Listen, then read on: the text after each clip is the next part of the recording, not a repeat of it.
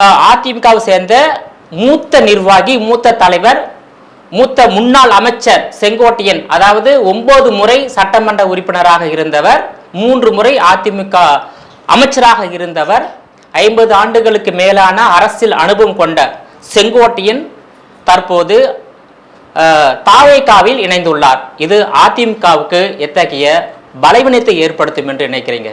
புரட்சித் தலைவர் எம்ஜிஆர் கொள்கையை அனைத்து இந்திய அண்ணா திராவிட முன்னேற்ற கழகம் மட்டும்தான் பின்பற்றுது.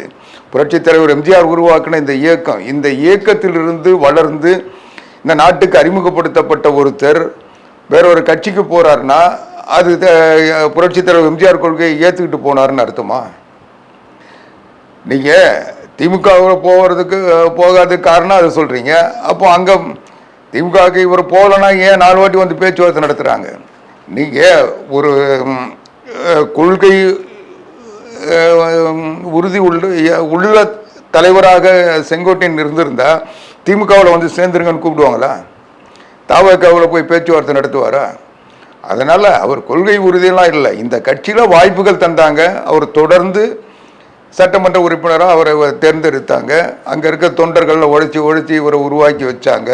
இவர் அதை வச்சுக்கிட்டு குளிர் காஞ்சிட்டு இருந்தார்.